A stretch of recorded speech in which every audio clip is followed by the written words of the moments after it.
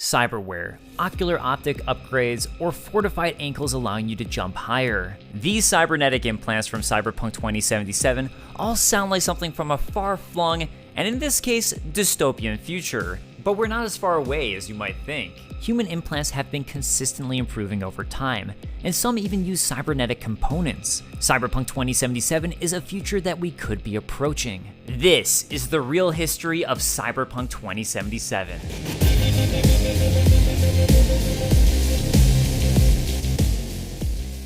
First, to make a distinction clear, cyborgs are essentially enhanced humans. If you attach an artificial component to yourself that will give you restored functions or enhanced abilities, that would make you a cyborg. As far as mundane things go, this is actually something we've been doing, in a way, for a long time. Take a look at human teeth. One of our shortcomings as a species has long been the degradation of our teeth. It's why advancements in dentistry and teeth cleaning have become so important. But with loss of teeth comes some of our first implants. All the way back to ancient China, over 4,000 years ago, remains of carved bamboo pegs have been discovered that were utilized to replace missing teeth. In fact, around the world, other implants have been found. Eventually in the 1950s, we'd discover titanium. Through experiments with rabbits, we learned that titanium can fuse with the human bone. Thus, modern implants typically use materials like titanium drilled into the jaw or skull bone. Okay, I know dentistry isn't the most fascinating thing, unless you're studying that, but if you want to turn yourself into a chromed out monster, a la older David from Edge Runners, Kid's still going. Well, let's start piecing it together. In Cyberpunk, you can replace your legs with fortified ankles to reduce fall damage and jump extra high, reinforced tendons to double jump, or even Lynx Paws to sneak around. Meanwhile, replace your arms with gorilla arms to pummel enemies, or Mantis Blades to shred them apart. This idea of replacing our limbs isn't anything new, and out of practicality is an old practice. First I'll need me treasure hunting leg. So old, in fact, that the first prosthetics we know of originate in Iran around 3000 BC in the form of an eye prosthetic. A big toe prosthetic was found on a mummy from around 950 to 710 BC, and in 2011, bioengineers were able to prove this worked and could be used to walk both barefoot or in sandals. By the 16th century, wood was still being used for prosthetics, but so too were other materials. Guts von Berlichingen, an imperial knight known as Guts of the Iron Hand, had, you guessed it, gorilla arms from Cyberpunk. Okay, fine. After losing his arm from a cannon causing his sword to strike himself, he had a prosthetic iron hand made to replace it, aka Guts became Guts from Berserk. Which, by the way, according to Kentaro Miura, creator of Berserk, was a total coincidence, in case you were wondering, because I was. Prosthetic technology would slowly advance through the early 1900s. But then, in 1958, an advancement would come through the USSR in the form of myoelectrics. And this is when things start to get a little more cyborg. Anytime a muscle contracts, electric signals are sent out. This includes things like extending an elbow, or even opening and closing your fingers. So, once the signal crosses a certain threshold, the prosthetic utilizes electrodes to read this and respond accordingly. On the downside though, due to the whole threshold thing, that does mean that there's a lag. Additionally, it's worth noting that while the limb moves, users don't get the same physical feedback as other prosthetics, making it difficult to use. In 1993, Chas A. Blatchford and Sons of Great Britain released the Intelligent Prosthesis. These prosthetics utilize microprocessors and eventually hydraulics and pneumatic controls. These microprocessors interpret signals and use these to control the knee joint. And then, in the 2010s, we get to robotic limbs. In 2013, at a hospital in Sweden, Max Catalin and Richard Brainemark of Chalmers University were able to, for the first time ever, permanently attach a prosthetic arm to the human body as a method called osseointegration. In fact, it used a titanium screw, similar to those teeth implants. This implant also utilized electrodes to read electric signals, like those myoelectric implants. Meanwhile, at MIT, Hugh Herr and his team had realized a fundamental issue with implants in prosthetics, in that while we've addressed how to use computers to move the prosthetic, the human receives no visceral input, meaning the person gets no true feedback themselves. Our body uses proprioception in order to sense our movements and location without needing to think, Proprioception being the contraction and stretching of different muscles with each action, and the signals of these being sent back to the brain. So, the scientists at MIT invented AMI, or the agonist-antagonist myoneural interface. This new surgical amputation procedure would allow scientists to create a contracting and stretching sensation that would feed back to the brain, creating a feedback loop between the brain and prosthetic. Hugh and his team were able to successfully perform this surgery and utilize the new prosthetic on Jim Ewing, a climbing friend who needed it, with the result exceeding their expectations. My daughter came downstairs and asked me how it felt to be a cyborg. It wasn't that I was attached to the robot so much as the robot was attached to me. And the robot became part of me. It became my leg pretty quickly. It worked so well, Jim Ewing was even able to return to climbing. So, with all of that in mind, we are well on the way to robotic prosthetics that can behave like human ones and have crossed the point of real-life cyborgs. But what about human augmentation, which is I'm sure what most of us think of when it comes to cyborgs? And when will I stop being lame Dave of YouTube and instead David of Edge Runners? Well, 3D printing has started to become viable for prosthetics. And there was a medieval man archaeologist found who replaced his amputated hand with a knife. So you do the math.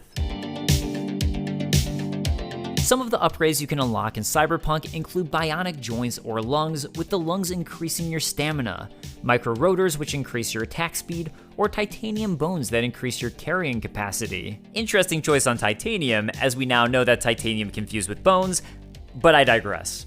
Beyond the internal aspect of these upgrades in Cyberpunk, a working exoskeleton would really be able to achieve some of these very same tasks. The first idea of an exoskeleton traces all the way back to 1890 via Russian engineer Nicholas Yagin, whose exoskeleton was meant to assist in movement utilizing compressed gas. But it never came to fruition. Something that did come into fruition was 1960's Hardyman. Built by General Electronic, this was a powered exosuit built for the user to lift heavy objects. That said, it was heavy, had issues with power supply, and more importantly, bugs caused violent and uncontrollable motion by the machine. So in other words, Cyberpunk 2077 1.0. Wow! In fact, outside of rehabilitation exosuits, there have been a whole lot of pitches and ideas that just haven't really worked out. For example, there was the Tactical Assault Light Operator Suit, or Talos full-body exoskeleton proposed for the military in 2013 and deemed not feasible by 2019. More recently, in 2019, University of Central Florida's Gavin Barnes has been leading the engineering on the Onyx exoskeleton. It claims to only weigh 20 pounds and already allow users to do far more squats than normally possible without it on. That said, it's unclear what the power or battery requirements are. There are other suits out there being worked on for industrial use or rehabilitation, but the technology is still a ways away from Cyberpunk levels. Cyberpunk 2077 allows you to replace your eyeballs with ones that enhance your vision. Okay, yeah, we are nowhere near this one, but let's talk about where we are at. While we are nowhere near replacing a whole eyeball, we actually are able to transplant the cornea and have been for a while. The first cornea transplant was performed in 1905 by Edward Zerm of the Czech Republic, and by 2021, the success rate of these implants has now reached 41%. Still odds I wouldn't just willingly go to Ripperdoc for, but you know, it beats going blind. And one of the odder things I've seen while doing research for this, there's Neil Harbison. Since the age of 21, instead of seeing color, I can hear color. Neil Harbison is colorblind and sees the world in grayscale. In order to somewhat remedy this, he decided to attach an antenna and sensor to his skull in 2004, allowing him to hear sound via vibrations, and then had it drilled into his skull in 2013. This is the sound of purple. For example, this is the sound of grass. Meanwhile, since at least 2021, Dr. Kia Washington of University of Colorado's Anschutz Medical Campus has been trying to research ways to transplant an entire eye and was given $6 million in funding from the Department of Defense to research this. In 2016, she said she hoped it would be around 10 to 20 years away, but as of today, they still aren't in clinical trials. Next up, the brain. Cyberpunk 2077 allows you to upgrade your frontal cortex with things like RAM upgrades, increasing your RAM recovery rate, a memory boost, which recovers your RAM for defeating enemies, or a limbic system enhancement, increasing your chance of getting a critical hit. You can really think of these as neuro enhancements. In other words, pills. But really, not only do drugs come with side effects, this also isn't implantation. It does at least show that we have some understanding of how to affect various parts of our brain. Something that may help unlock a deeper understanding about our brains are quantum computers. These computers are the next evolution beyond digital computers, and according to scientist and expert Michio Kaku, have the ability to be infinitely more powerful. So how does all of this relate to cyberpunk and the brain? Today, we've been able to fully map out a mosquito's brain, which has 100,000 neurons. However, a human has 100 billion neurons in the brain, and beyond that, the number of connections those neurons can make is astronomical. And that is where quantum computers come into place. In theory, while it would take billions of years for a digital computer, a quantum computer should be able to map the human brain. And from there, could digital brain software be a possibility? I don't know. I guess we'll have to wait and see.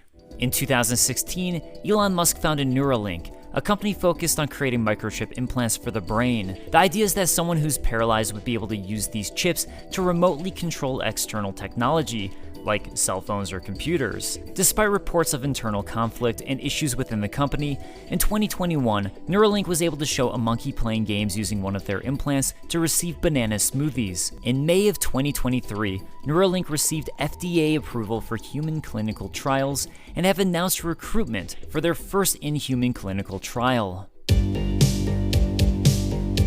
Moving to the circulatory system, Cyberpunk lets you equip a biomonitor that instantly restores health after your health drops a certain percent, a blood pump that lets you restore health, or a second heart. And in some ways, we've already reached some of these. Granted, they don't enhance us, but keep us functioning as we already are. Back in 1889, John Alexander McWilliam experimented with adding an electrical impulse to the human heart. In Australia in 1926, a portable version of this device was thought of, and in 1928 it was used to revive a stillborn child.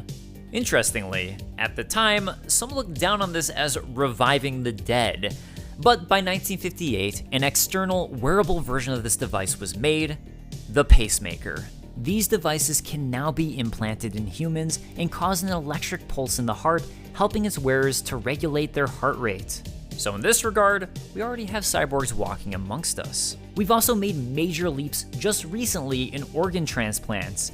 In January 2022, David Bennett received the first xenotransplant, a genetically modified pig heart. While the transplant was successful, the heart eventually failed. In 2023, surgeons were able to successfully transplant a genetically modified pig kidney into a brain-dead patient that worked normally for over a month and are tracking its second month. These strides in genetically modified xenotransplants mark a new future for our understanding of what our bodies reject and don't reject.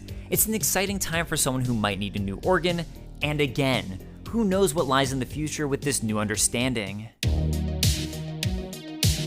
Working our way into the immune system, some cyberware include a pain editor that reduces incoming damage, or a detoxifier granting immunity to poison.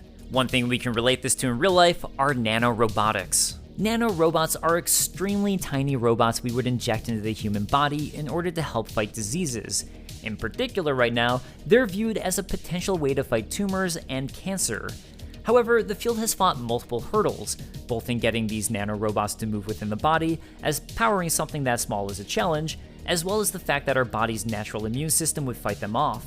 Thus, non-bio nanorobots would be coated in a special substance so they wouldn't be detected. For cancer, this would mean that you could target specifically the cancer cells and deliver chemotherapy only to them.